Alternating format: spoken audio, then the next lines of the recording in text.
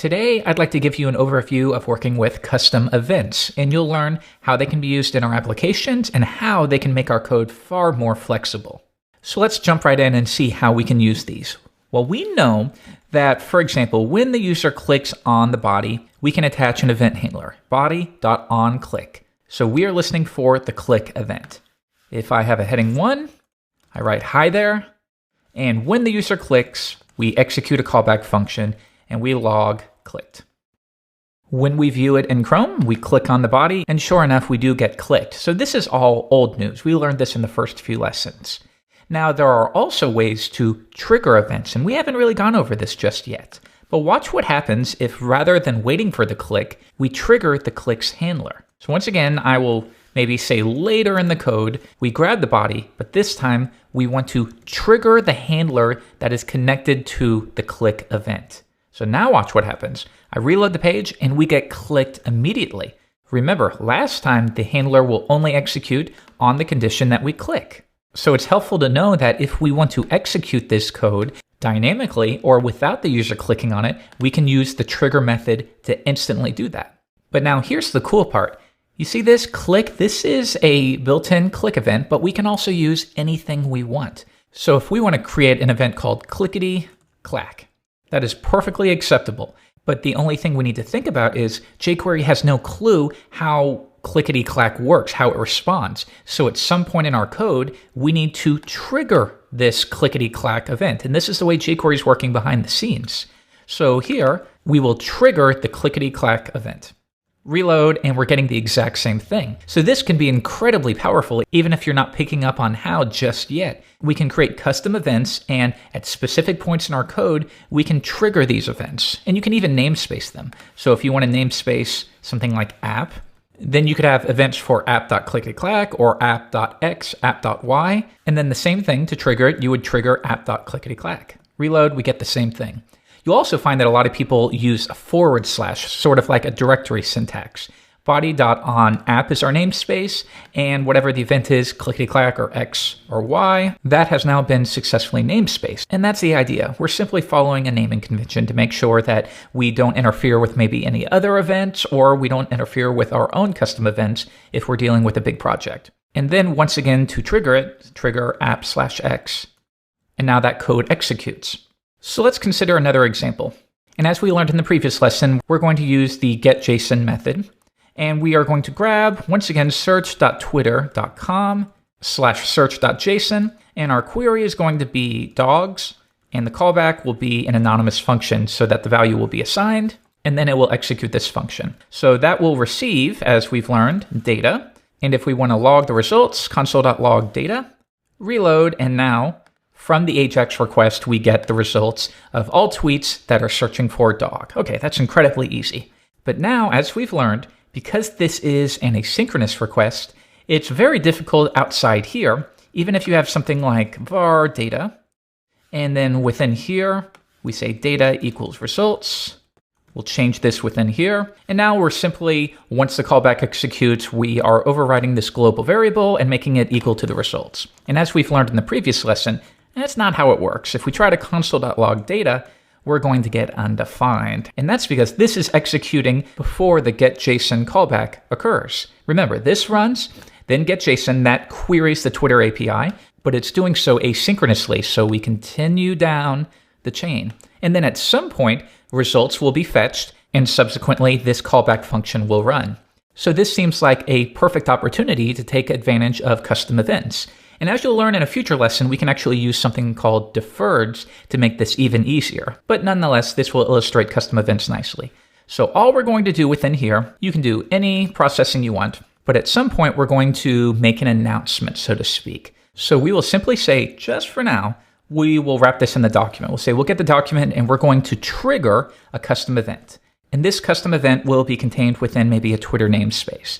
And we're going to trigger the results. So we're going to say Twitter/results. And that is our way of making an announcement. It's our way of saying to the rest of the application, hey, I have the results. I'm going to trigger this event. Any of you that are interested in this can subscribe, and we're going to take a look at PubSub shortly.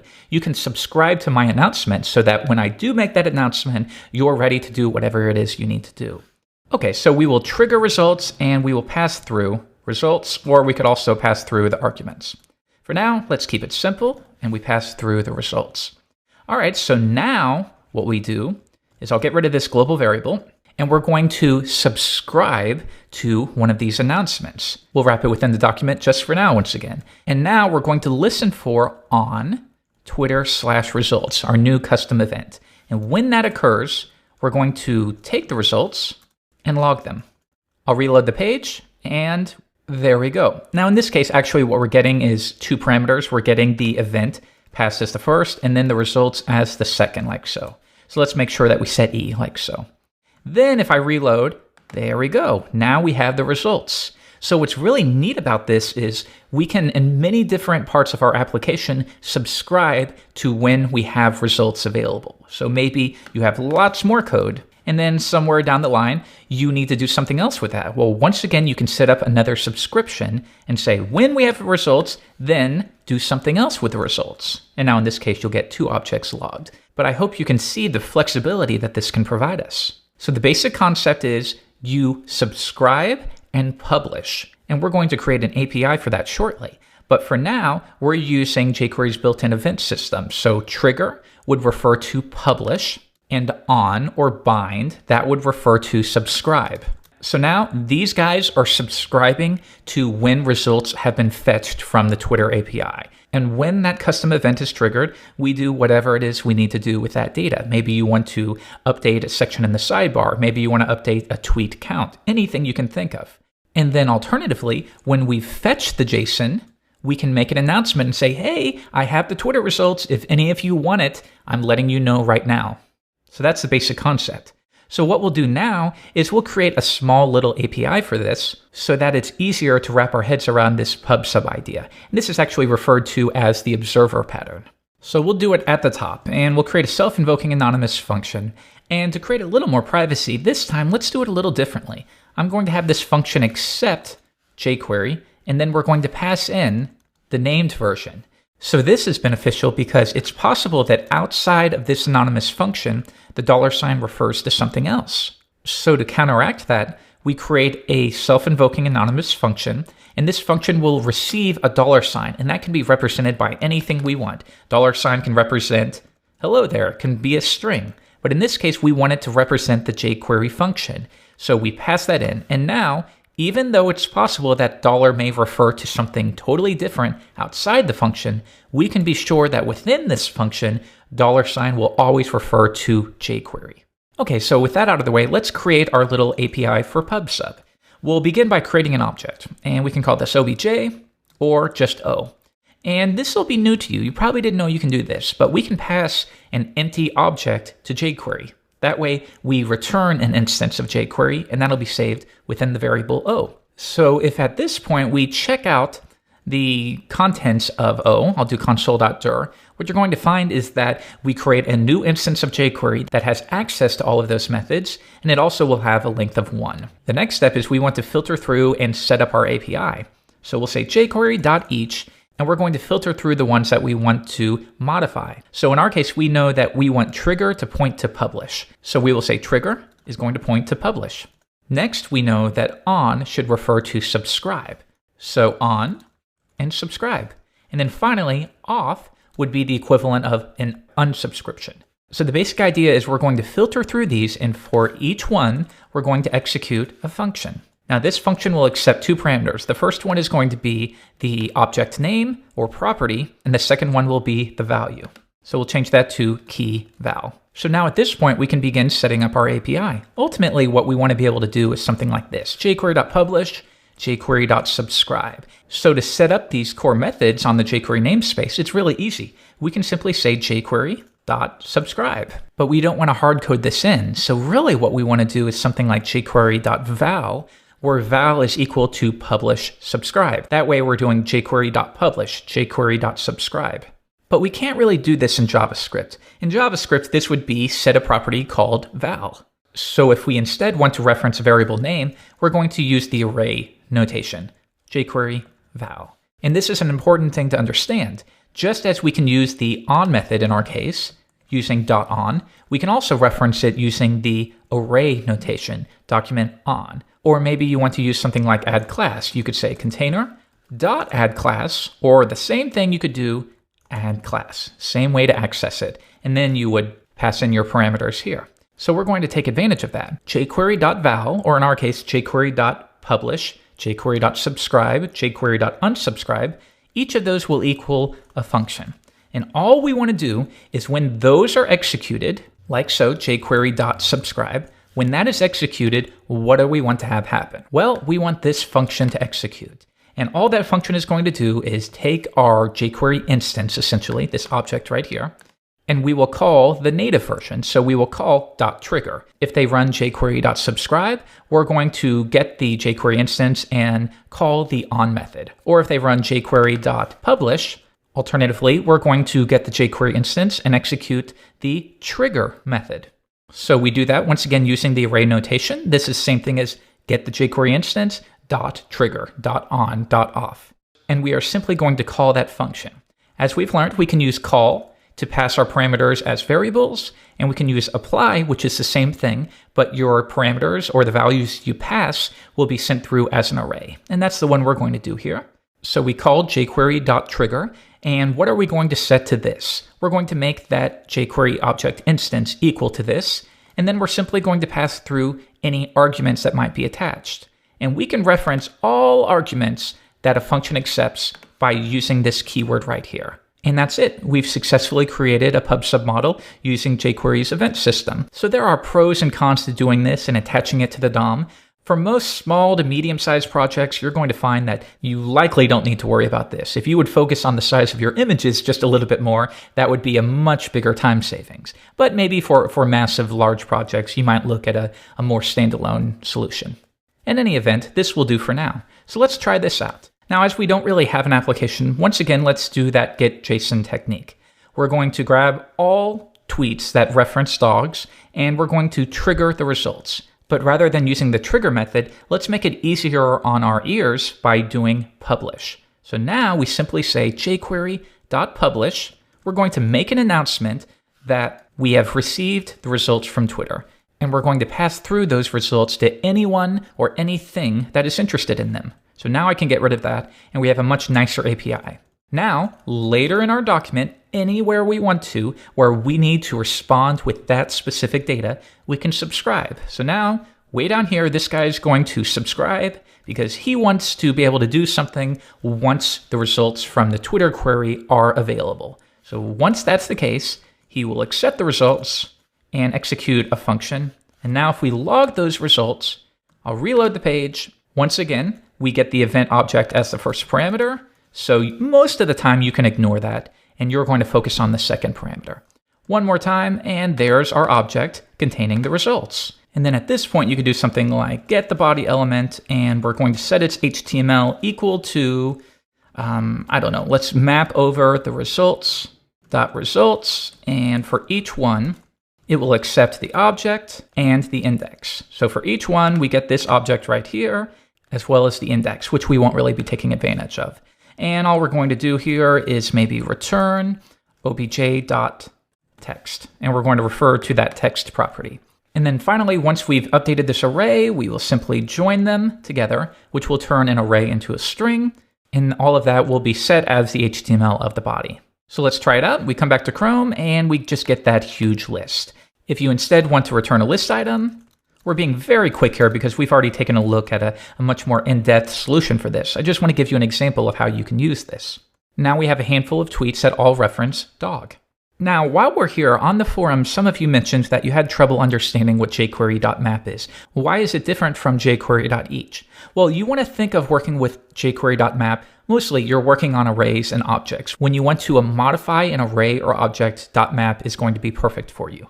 On the other hand, jQuery.each is if you just want to execute a function for a certain number of times. For every number in this array, I want to execute something. That's when you would use .each. .map is really when you want to modify an array. jQuery.map will return a new array. So what we're doing here is we're filtering through an array of all of those tweets, but I don't want all of them, so I'm going to filter through them, and for each one, ultimately, I will create a new array with each item being equal to a list item and the text of the tweet.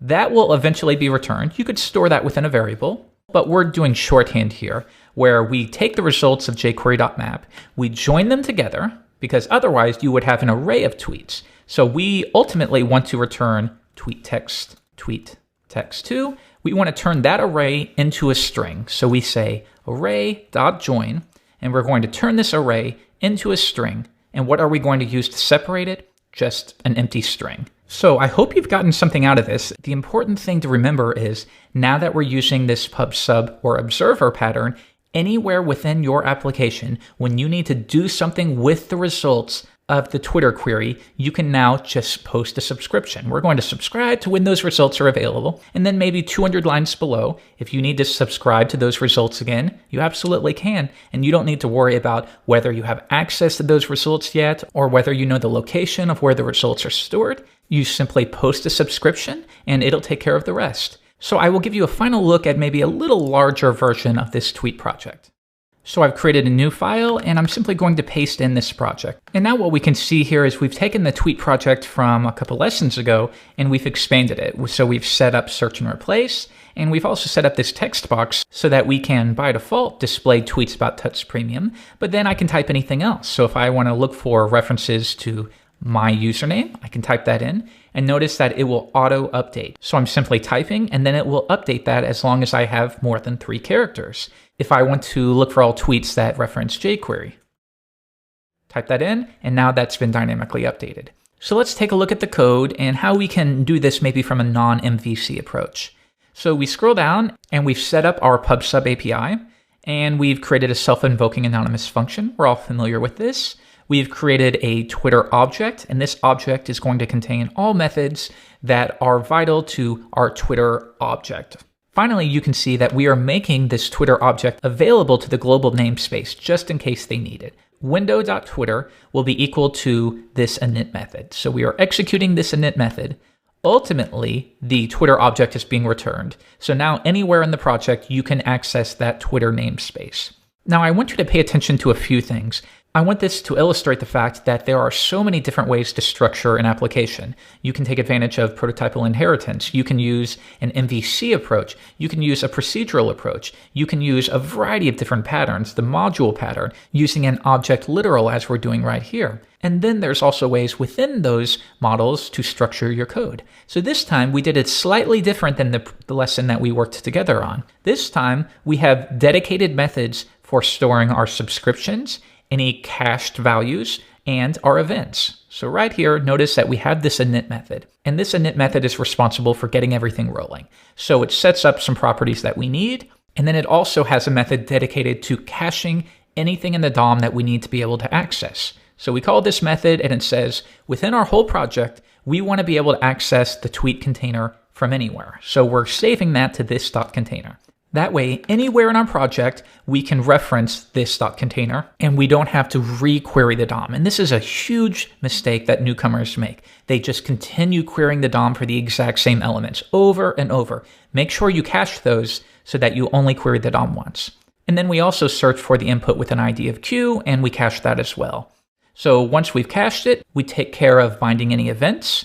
In this case, we only have one, but it's likely in a project you'll have many. You want to listen for maybe when the user clicks on something or when they blur. And blur would be maybe if you're typing into an input and then you tab off. That would be the blur event. Here, we're taking advantage of key up, and that is listening for when the user presses a key down and then they lift it. The callback, in this case, this.search will execute every time that occurs. And this is really helpful when you want to provide very quick results. So in this case, though, we don't want to re-query Twitter every single time the user types a key. Because you can imagine they type A, and then it queries everything for A, then B, now they're querying for A, B, and you're just slaughtering the Twitter API. Now, while you would probably be taking advantage of caching, for now, what we're doing here is we're setting up a timer.